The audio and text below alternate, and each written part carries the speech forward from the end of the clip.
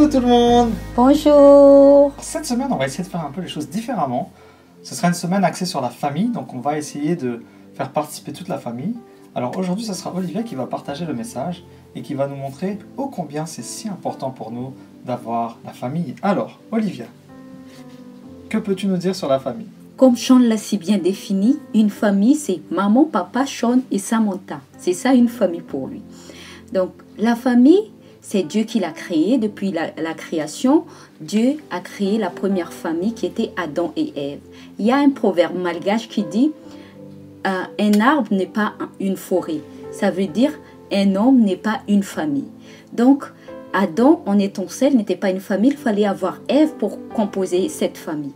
Dieu a béni Adam et Ève, il leur a demandé de se multiplier et de remplir la terre. Donc Adam et Ève ont eu 2 enfants, Caïn et Abel.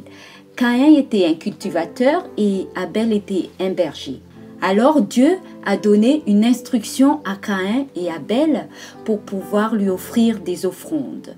Alors Abel a suivi les instructions de Dieu et a offert une brebis comme offrande, comme Dieu les a demandé. Mais vu que Caïn, lui, par contre, il était cultivateur, il voulait lui offrir ce qu'il a pu cultiver. Il pense que ça va plaire à Dieu. Donc, il n'a pas écouté l'instruction de Dieu. Et là, Dieu va répondre à la prière de Abel et va accepter son offrande, contrairement à l'offrande de Caïn. J'arrive tout de suite à notre promesse d'aujourd'hui qui se trouve dans Genèse chapitre 4 verset 7. Dieu alors va dire à Caïn, « Si tu agis bien, ne relèveras-tu pas la tête? Mais si tu n'agis pas bien, le péché est tapis à ta porte et son désir se porte vers toi. À toi de le dominer. » Ici, Dieu a demandé à Caïn pourquoi il était fâché, pourquoi il a une tête abattue. Et là, Dieu l'a prévenu déjà du péché qu'il allait commettre après, dans le verset 8, qu'il va tuer son frère. Mais ici, Dieu l'a prévenu de dominer le péché qu'il va commettre dans la deuxième partie. Mais si tu n'agis pas bien, le péché est tapis à ta porte et son désir se porte vers toi, à toi de le dominer. Donc Dieu a déjà prévenu Caïn de l'erreur du péché qu'il va commettre après. Mais qu'est-ce qui s'est passé dans le verset 8? Caïn va quand même aller jusqu'au bout, va tuer son frère Abel. Cette malheureuse histoire reflète malheureusement beaucoup des familles d'aujourd'hui. Il y a beaucoup de familles chrétiennes qui connaissent la parole de Dieu, qui connaissent les instructions de Dieu. Malheureusement, des fois, ce n'est pas tous les membres de la famille qui suivent ces instructions que Dieu nous donne. Ce n'est pas tout le monde qui va accepter et obéir à la parole de Dieu.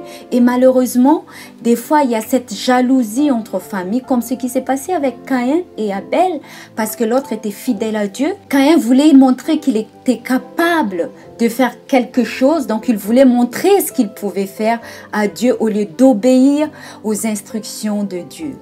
Dans la famille aussi, malheureusement, quand on est au conflit par rapport à cela, quand on essaye de vivre selon notre volonté et non selon la volonté de Dieu, il se peut que ces sentiments de jalousie peuvent tuer la famille, même jusqu'à détruire une famille. Donc, pour aujourd'hui, d'après notre promesse d'aujourd'hui, avant de commettre un péché, avant de commettre l'irréparable, Dieu nous prévient toujours, il nous parle. Et on peut l'entendre si on est attentif à sa parole. Qu'est-ce qu'on décide aujourd'hui pour préserver notre famille afin que notre famille soit épanouie malgré les difficultés de tous les jours? N'oublions pas que la famille, c'est une équipe.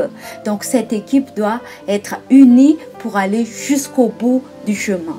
Jusqu'au bout, là où quand Jésus va revenir pour passer l'éternité avec notre Dieu. Voilà ce que je voulais partager aujourd'hui. Donc aujourd'hui, Olivia nous a rappelé ô combien il est important à ce que nous fassions tous des efforts dans la famille pour que nous puissions nous écouter les uns les autres, pour qu'il n'y ait pas d'animosité, pour qu'il n'y ait pas de la colère, afin qu'il n'y ait pas aussi surtout de la jalousie, parce que la jalousie c'est quelque chose de très destructeur pour nos familles. Et vous savez bien que Satan, il est heureux quand une famille est détruite. Pourquoi? Parce que c'est Dieu qui l'a créée. Ne l'oublions pas, donc gardons nos foyers unis et allons de l'avant pour honorer le plan que Dieu a mis pour chacun. Merci Olivia de nous avoir partagé le message. Merci à vous de nous suivre et nous vous donnerons donc rendez-vous demain pour continuer cette série sur la famille. Bye bye, à demain. Au revoir.